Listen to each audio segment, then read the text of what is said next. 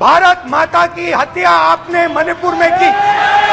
मारा आपने मणिपुर के लोगों को मारकर भारत की हत्या की है।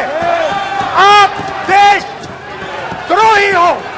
भारत मां की हत्या की बात की और कांग्रेस पार्टी यहां पर तालियां बजाती रही। जो भारत की हत्या की बात पर कांग्रेस पार्टी ने ताली पीटी आज इस सदन में, इस बात का संकेत पूरे देश को दिया कि मन में गद्दारी किसकी है। मारा आपने मणिपुर के लोगों को मारकर भारत की हत्या की है। आप देश द्रोही हो। आप देशभक्त नहीं हो। आप देश प्रेमी नहीं हो। आप देश द्रोही हो। आपने देश की हत्या मणिपुर में की। प्लीज प्लीज एक मिनट प्लीज बैठिए, प्लीज बैठिए। अब सवाल आप उठता है, बैठना चाहते नहीं बैठना चाहते? आप बैठना चाहते नहीं बैठना चाहते? इसीलिए आपके प्रधानमंत्री नहीं बैठना चाहते मणिपुर में नहीं जा सकते बैठिए हैं, आप क्योंकि उन्होंने प्लीज देश की हत्या की है। मणिपुर में हिंदुस्तान की हत्या की है। भारत माता की हत्या की है। मणिपुर के लोगों के दिल में। प्लीज एक मिनट बैठिए आप। एक तो सवाल उठता है, एक मिनट बैठिए। एक मिनट आप भी विराजे। आप भी विराजो। आप बैठिए सही। नहीं बैठिए, रहने दो आप। चलो आप बैठिए आप प्लीज बैठिए आप प्लीज। आप बोल रहे फिर आप भारत माता के रखवाले नहीं एक हो। मिनट माने आप भारत माता के हत्यारे हो। Please Manas please Manas please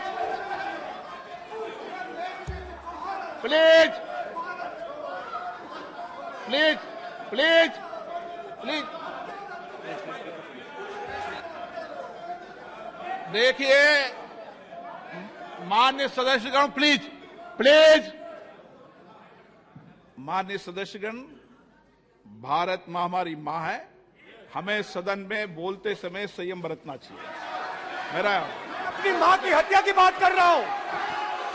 मैं मणिपुर में अपनी मां की हत्या की बात कर रहा हूं।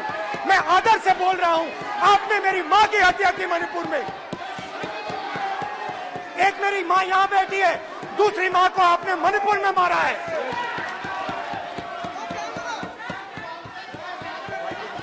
और हर रोज जब तक आप हिंसा को बंद नहीं करोगे, तब तक आप मेरी मां की हत्या कर रहे हो। हिंदुस्तान की सेना मणिपुर में एक दिन में शांति ला सकती है। हिंदुस्तान की सेना का प्रयोग नहीं कर रहे हो, क्योंकि आप हिंदुस्तान को मणिपुर में मारना चाहते हो।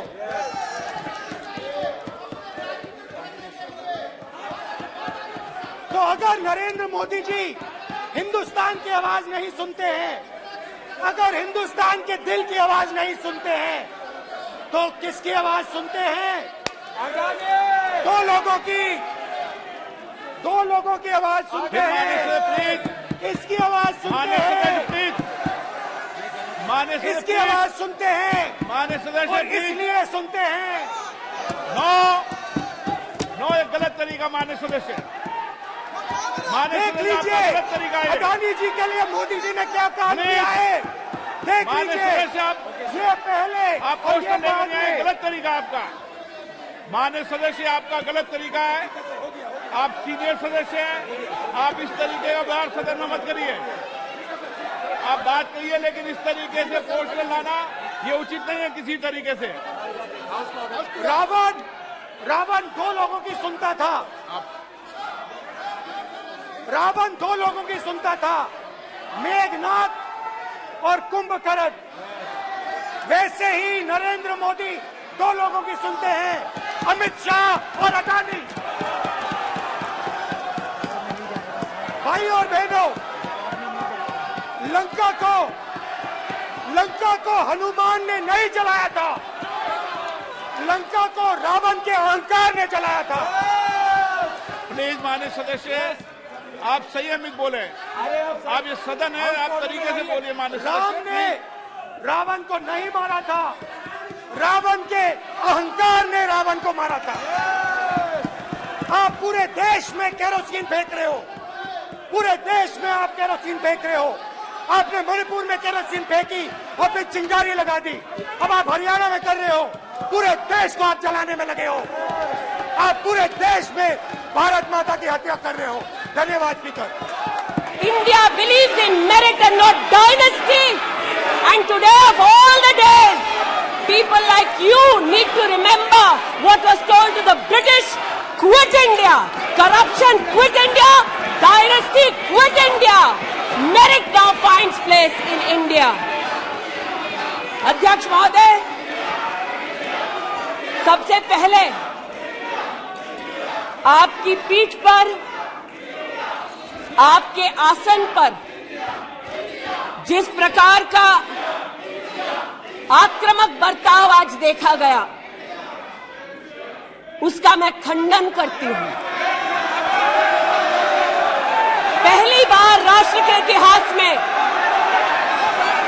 भारत मां की हत्या की बात की और कांग्रेस पार्टी यहां पर तालियां बजाती रही।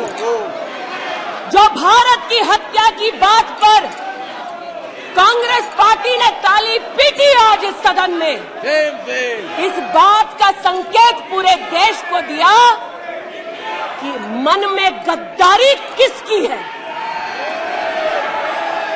मैं आज हिंदुस्तानी होने के नाते कहती हूं,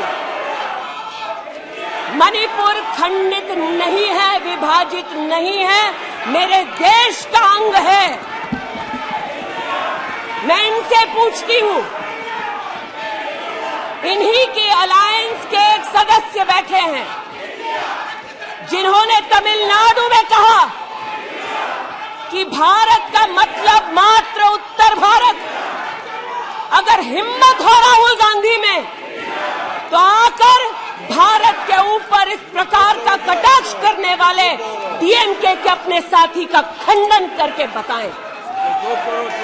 कांग्रेस पार्टी के एक नेता ने कश्मीर में रेफरेंडम की बात की।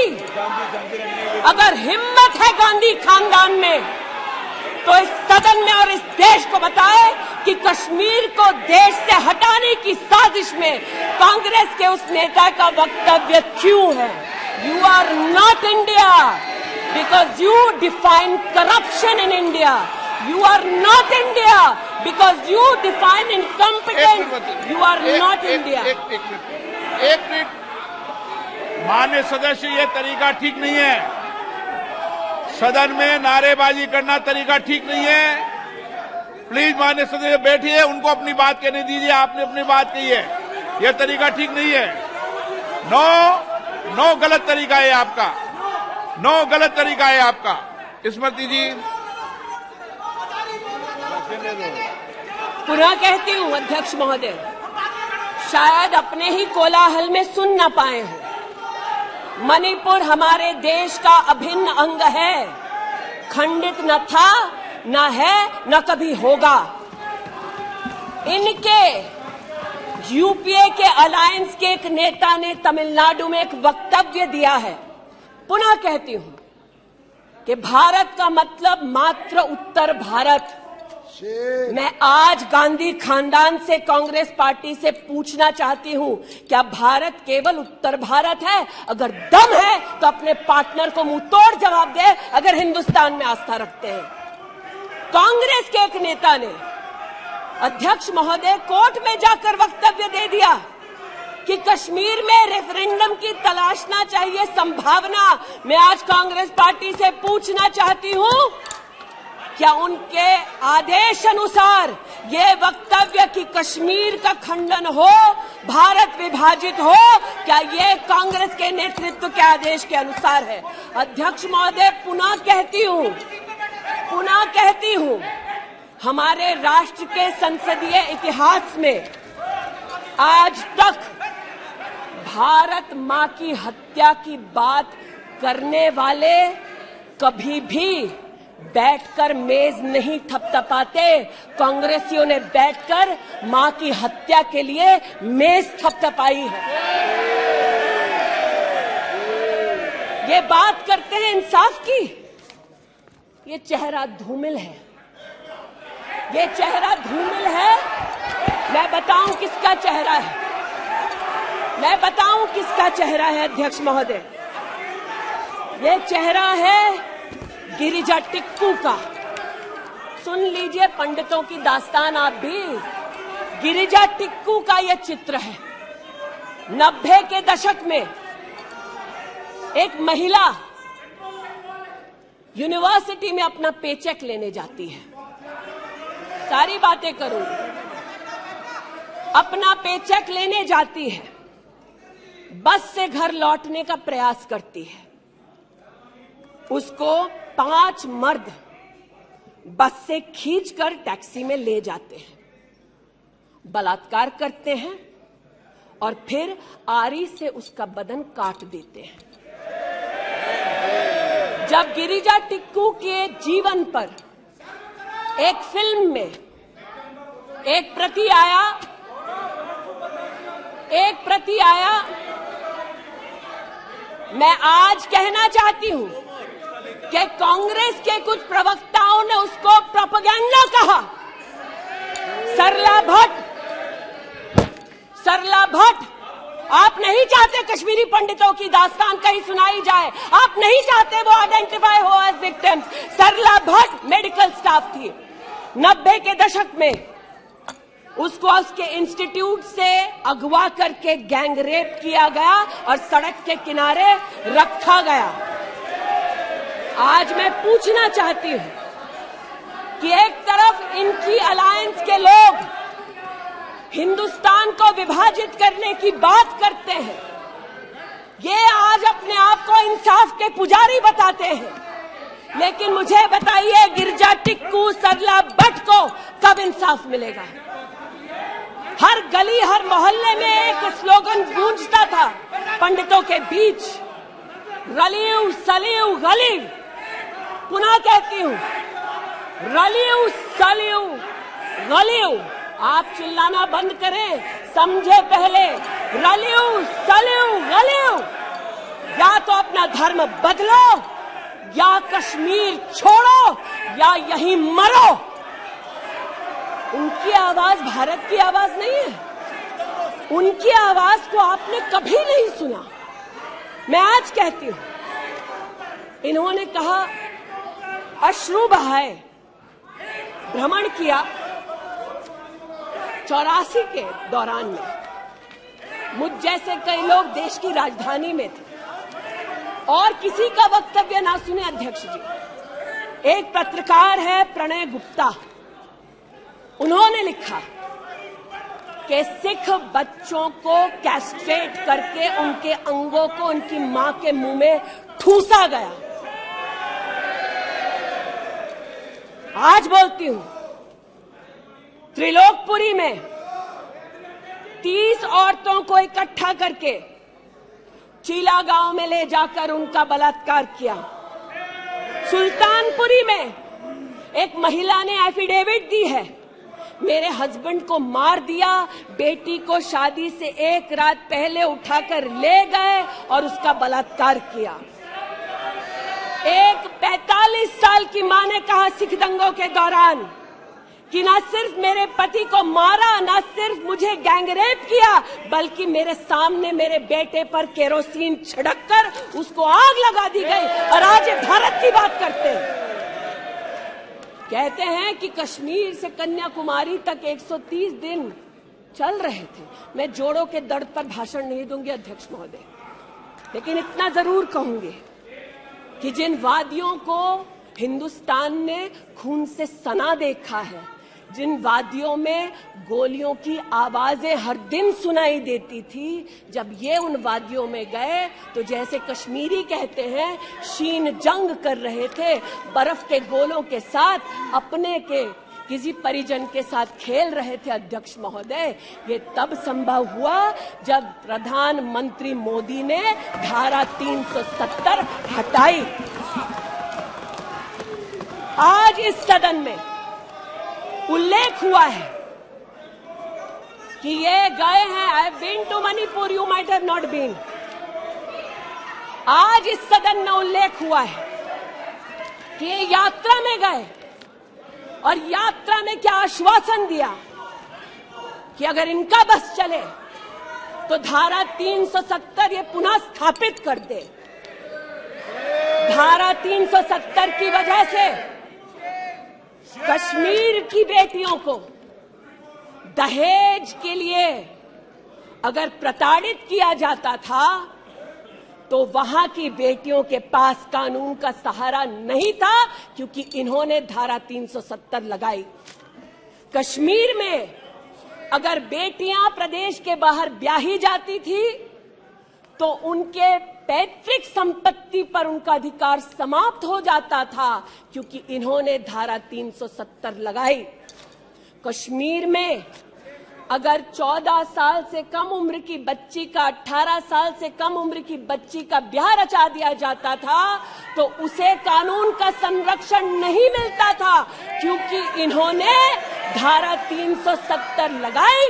आज जो भग गए हैं सदन से उनसे कहना चाहती हूं कि इस देश में न धारा 370 लौटेगी, इस देश में कभी भी पंडितों को रलिव सलिव गलिव का धमकी कोई देने वाले बचेगा नहीं।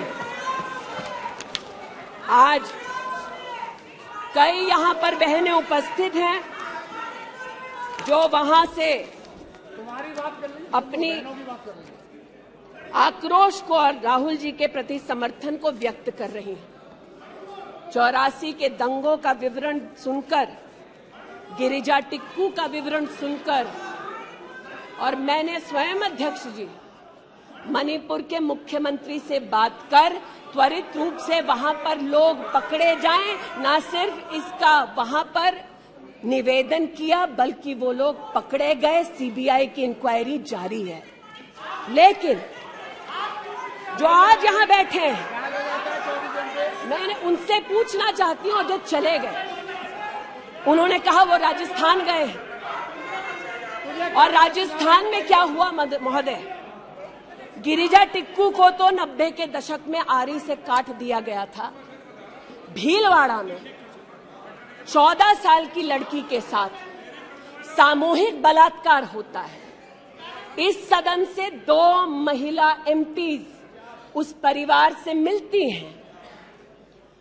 बच्ची जब जिंदा थी गैंगरेप के बाद महोदय, उसे काटा जाता है, फिर उसे भट्टी में डाल दिया जाता है।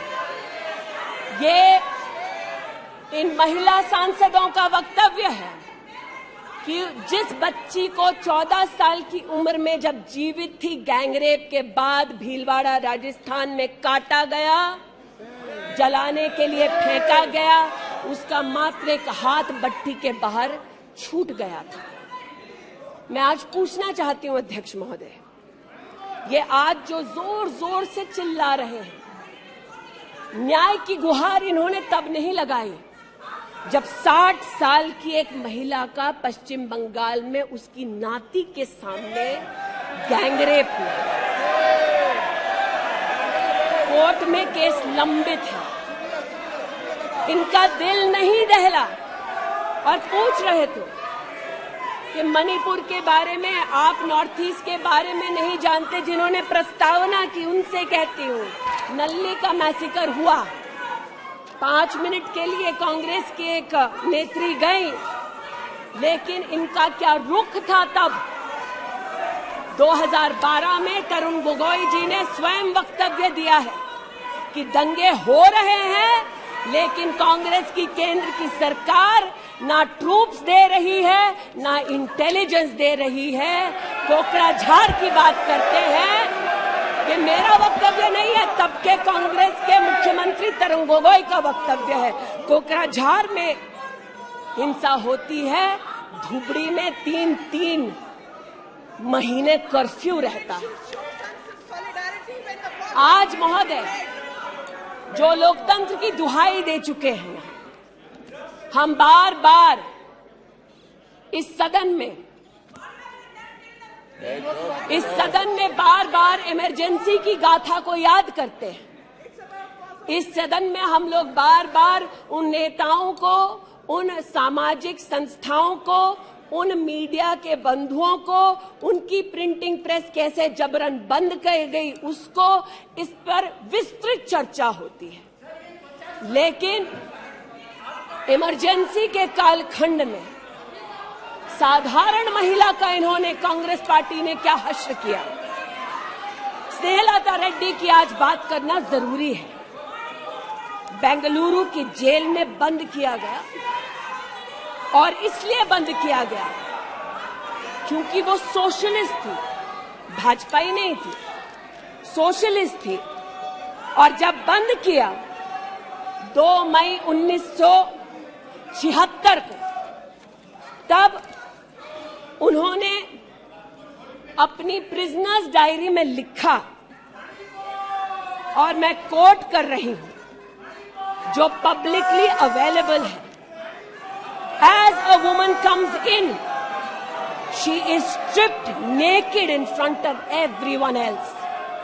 When a human being is sentenced, is the punishment not enough? Must the human body be degraded and humiliated? ये स्नेहलता रेड्डी के शब्द है, जो उन्होंने इमरजेंसी के कालखंड में जेल में लिखे, अपनी अचीवमेंट्स को बताते हुए। जून 6, 1974 में स्नेहलता रेड्डी लिखती है that at least I have achieved something here. I have stopped the horrible beatings the women prisoners used to get. ये कांग्रेस का इतिहास है और ये भारत की बात करते हैं। अस्थमा की पेशेंट थी ये महिला, जेपीजी को तो डायलिसिस ना करने दिया, अस्थमा की इस पेशेंट को दवा नहीं लेने दी। वो 2 बार एस्थमेटिक कोमा में गई और एस्थमेटिक कोमा में जाते जाते जब उनकी हालत बिगड़ी तो पैरोल पर उनको 15 जनवरी 77 में छोड़ा। चार्जशीट में इस औरत का नाम नहीं था और 5 दिन बाद उनका देहांत हो गया। इनका इतिहास खून से सना है और जिनकी हत्या हुई आज वो इनको कटघरे में नहीं ला सकते, इसलिए आज इस सदन में मैं उनका नाम ले रही हूं, उनके बारे में बोल रही हूं। चाहते हैं कि मणिपुर पे चर्चा हो, महिलाओं मणिपुर पे चर्चा करने के लिए बार बार पार्लियामेंट्री अफेयर्स मंत्री ने गुहार लगाई, बार बार देश के गृह मंत्री ने कहा, हमारे श्रद्धेय राजनाथ जी ने भी कहा कि आप मणिपुर पे सदन पर चर्चा कीजिए, हम चर्चा के लिए तैयार हैं, भागे ये, हम नहीं, भागे ये और हम नहीं। और भागने के पीछे कारण क्या? क्योंकि गृह मंत्री जब बोलने लगेंगे, परतें जब खुलने लगेंगी, तब ये मौन साध लेंगे। मौन मुद्रा का उल्लेख हुआ था, मौन थे ये लोग कई चीजों पर और आज भी हैं। अध्यक्ष महोदय, मेरे हाथ में केपीएमजी की एक रिपोर्ट है जो इनके कार्यकाल से संबंधित है, जो कहता है कि करप्शन की वजह से यूपीए की कार्यकाल में हमारे देश की जीडीपी की ग्रोथ को 9% का नेगेटिव इम्पैक्ट होगा। ये अंतर्राष्ट्रीय एजेंसीज बोल रही थी, लेकिन ये चुप थे, आज भी चुप हैं। जो लोग जीरो लॉस थियरी सिखाते थे, आज उसी कांग्रेस के एक नेता को कोयला घोटाले के लिए सजा हुई है और वो चुप है। लेकिन चुप और बहुत सारी चीजों में रहे महोदय। 2005-06 में यूपीए की सरकार को यह ज्ञात हो गया था कि खुले में शौच करने की वजह से महिलाओं का बलात्कार हो रहा है। 2005-06 में इनको पता था, ये सरकारी सर्वे में ज्ञात हुआ है, लेकिन ये चुप थे। 2010 में वर्ल्ड बैंक की रिपोर्ट ने कहा, इनकी तब सरकार थी, कि स्वच्छता न होने की वजह से देश की जीडीपी पर 6.4 का नेगेटिव इंपैक्ट है। ये चुप रहे। महिला का बलात्कार खुले में शौच में हो रहा था, इनको पता था, ये चुप रहे।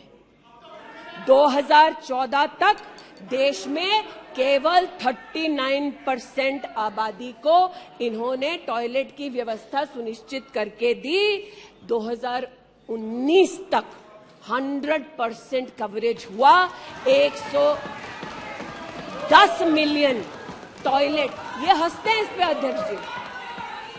शायद इनको पता नहीं है कि एक महिला के लिए दिन की शुरुआत में शौच के लिए बाहर जाना या सूर्यास्त का इंतजार करना, शौच के लिए बाहर जाना और वहां उसका शारीरिक शोषण होना, बलात्कार होना, ये कितनी बड़ी सामाजिक और क्रिमिनल चुनौती है, इस बात से इनको कोई सरोकार नहीं, इसलिए उपहास का विषय बनाते हैं।